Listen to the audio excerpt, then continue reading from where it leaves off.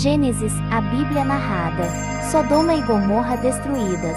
Os dois anjos chegaram a Sodoma ao anoitecer, e Ló estava sentado à porta da cidade. Quando os avistou, levantou-se e foi recebê-los. Prostrou-se com o rosto em terra, e disse: Meus senhores, por favor, acompanhem-me à casa do seu servo. Lá poderão lavar os pés, passar a noite, pela manhã, seguir caminho. Não, passaremos a noite na praça, o responderam.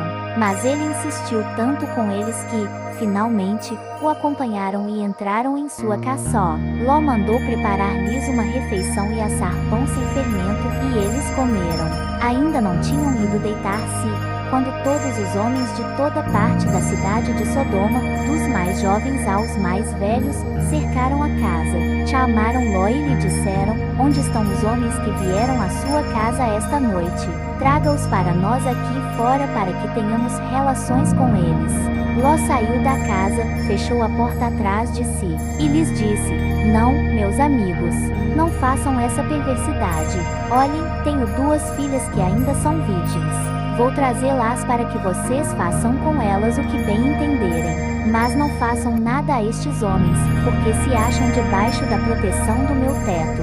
Saia da frente, gritaram, e disseram: Este homem chegou aqui como estrangeiro, e agora quer ser o juiz. Faremos a você pior do que a eles. Então empurraram Ló com violência e avançaram para arrombar a porta. Nisso, os 2 visitantes agarraram Ló, puxaram-no para dentro e fecharam a porta. Depois feriram de cegueira os homens que estavam à porta da casa, dos mais jovens aos mais velhos, de maneira que não conseguiam encontrar a porta. Os 2 homens perguntaram a Ló: Você tem mais alguém na cidade, genros, filhos ou filhas, ou qualquer outro parente? Tire-os daqui, porque estamos para destruir este lugar. As acusações feitas ao Senhor contra este povo são tantas que ele nos enviou para destruir a cidade. Então Ló foi falar com seus genros, os quais iam casar-se com suas filhas, e lhes disse: Saiam imediatamente deste lugar, porque o Senhor está para destruir a cidade. Mas pensaram que ele estava brincando. Ao raiar do dia, os anjos insistiam com Ló, dizendo: Depressa, leve daqui sua mulher e suas 2 filhas, ou vocês também serão mortos quando a cidade for castigada. Tendo ele hesitado, os homens o agarraram pela mão, como também a mulher e as 2 filhas, e os tiraram dali à força e os deixaram fora da cidade, porque o Senhor teve misericórdia deles. Assim que os tiraram da cidade, um deles disse a Ló: Fuja por amor à vida, não olhe para trás e não pare em lugar nenhum da planície. Fuja para as montanhas, ou você será morto. Ló, porém, lhes disse: Não, meu senhor. Seu servo foi favorecido por sua benevolência, pois o Senhor foi bondoso comigo, poupando-me a vida. Não posso fugir para as montanhas, senão esta calamidade cairá sobre mim, e morrerei.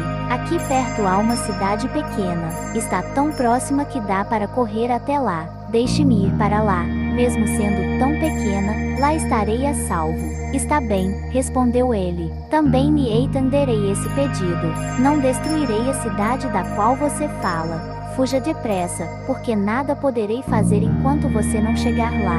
Por isso a cidade foi chamada Zoar. Quando Ló chegou a Zoar, o sol já havia nascido sobre a terra. Então o Senhor, o próprio Senhor, fez chover do céu fogo e enxofre sobre Sodoma e Gomorra. Assim ele destruiu aquelas cidades e toda a planície, com todos os habitantes das cidades e a vegetação. Mas a mulher de Ló olhou para trás e se transformou numa coluna de sal. Na manhã seguinte, Abraão se levantou e voltou ao lugar onde tinha estado diante do Senhor. E olhou para Sodoma e Gomorra, para toda a planície, e viu uma densa fumaça subindo da terra, como fumaça de uma fornalha. Quando Deus arrasou as cidades da planície, lembrou-se de Abraão e tirou Ló do meio da catástrofe que destruiu as cidades onde Ló vivia. Lá e as suas filhas. Ló partiu de Zoar com suas 2 filhas e passou a viver nas montanhas, porque tinha medo de permanecer em Zoar. Ele e suas 2 filhas ficaram morando numa caverna. Um dia, a filha mais velha disse à mais jovem: Nosso pai já está velho, e não há homens nas redondezas que nos possuam.